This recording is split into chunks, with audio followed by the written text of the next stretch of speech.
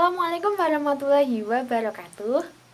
Ketemu lagi dengan saya, Vima Rizky, dalam pelajaran IPA Terpadu kelas 7. Nah, selamat pagi anak-anak. Bagaimana kabar kalian pada pagi hari ini? Semoga kalian dalam keadaan sehat walafiat ya. Untuk memulai pembelajaran online pada pagi hari ini, sebelumnya pada pertemuan yang lalu, Ibu telah menjelaskan tentang apa itu besaran dan satuan.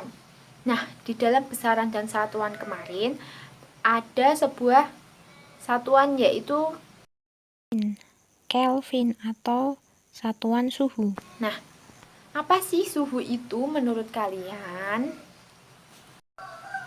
Apa itu suhu? Sebelumnya perhatikan dulu gambar di samping ya, yang di dalam PPT Ibu itu.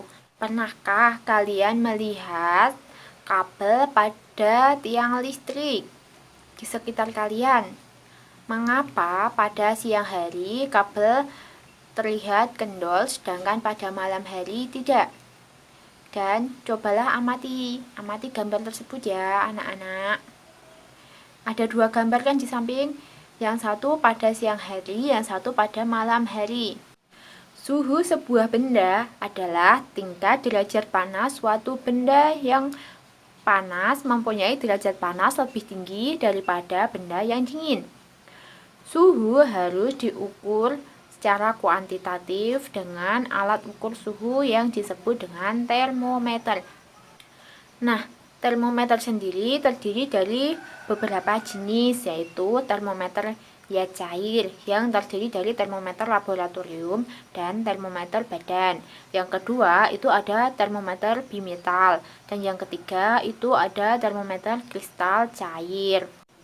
Nah, lanjut dengan perbandingan skala suhu. Nah, di dalam suhu itu terdapat skala C dibanding skala R banding skala F banding skala K, yang perbandingannya itu adalah 100 banding 80 banding 180 banding 100.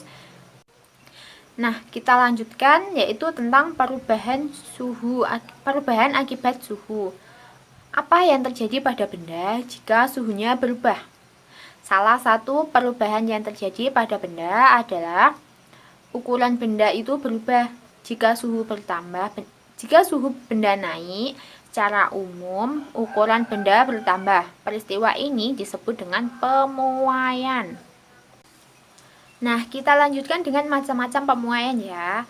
Pemuaian itu ada 3, yaitu pemuaian zat padat, yang contohnya itu digunakan dalam perancangan bangunan, jembatan, dan jalan raya. Yang kedua itu ada pemuaian luas dan volume zat padat. Contohnya itu pada saat pembuatan atau pemasangan kabel listrik, pemasangan pintu, dan pemasangan jendela. Dan yang ketiga itu ada pemuaian zat cair dan zat gas. Contohnya itu saat kita memompa ban sepeda. Nah, kita kan sudah mempelajari berbagai macam tentang suhu. Sekarang kita mempelajari yaitu kalor. Apa itu kalor? Ketika kamu merasa demam, suhu tubuhmu akan naik menjadi lebih panas. Ibu mencoba memeriksa kamu dengan menyentuh dahimu. Mula-mula, tangan ibumu dingin, dan tetapi setelah memegang dahimu, tangan ibumu menjadi panas. Nah, mengapa sih demikian?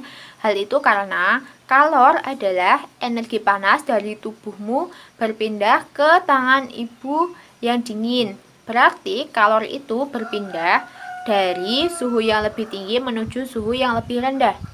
Nah, satuan kalor sendiri yaitu joule. Nah, kita lanjutkan dengan kalor dan perubahan suhu benda. Kalor yang kita butuhkan untuk menaikkan suhu benda tergantung pada jenis benda itu. Semakin besar kenaikan suhunya, maka kalor yang diperlukan untuk menaikkan benda tersebut semakin besar juga.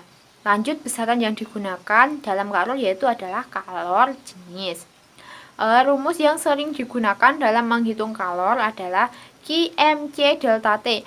Nah, kita lanjutkan yaitu tentang kalor dan perubahan wujud benda. Mungkin kalian sudah mempelajarinya ya waktu SD. Lihat di situ ada membeku, mencair, menyublim, menguap, dan mengembun.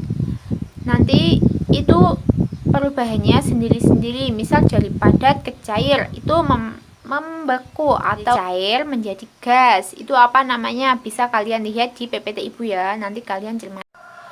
Nah, kita lanjutkan tentang perpindahan kalor. Perpindahan kalor itu ada 3. Yang pertama itu konduksi. Pernahkah kamu menyetrika baju? Atau konduksi adalah perpindahan panas melalui bahan tanpa disertai perpindahan partikel tersebut. Jadi itu perhatikan gambar setrika yang ada di samping ya. Itu setrika itu tuh sebagai konduktor yang bawahnya, yang tempat tangannya itu disebut dengan isolator. Jadi partikelnya itu nggak ikut berpindah, tapi nah lanjut ya, yang kedua yaitu ada konveksi. Bisa kalian lihat di gambar PPT-nya, yaitu ada gambar angin darat dan angin laut. Apa sih hubungannya? Yaitu konveksi adalah perpindahan panas dari suatu tempat ke tempat lain disertai dengan gerak partikel-partikel benda. Yang selanjutnya yaitu yang ketiga ada pancaran. Pancaran sendiri yaitu contohnya ketika kalian melakukan api unggun, badan kalian akan terasa panas. Hal ini karena kalor berpindah tanpa melalui pelantara. Nah, untuk itu kestabilan tubuh makhluk hidup dalam kehidupan sehari-hari. Yang pertama itu ada pada manusia. Sistem tubuh manusia bekerja optimal pada suhu 36,5 sampai 37,5.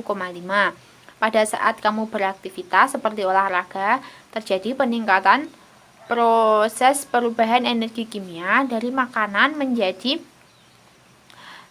energi gerak yang kemudian menghasilkan panas dan meningkatkan suhu. Sehingga otak memerintahkan tubuh untuk berkeringat. Cara yang sering dilakukan adalah dengan kita berkipas atau mencari angin segar untuk membuat tubuh kembali ke suhu optimal karena keringat akan menguap. Nah, selanjutnya yaitu yang terjadi pada hewan ya. Di sini bisa dilihat itu gambar apa anak-anak? Ya betul, ini adalah gambar anjing. Mengapa anjing menjulurkan lidahnya? Yo, kenapa?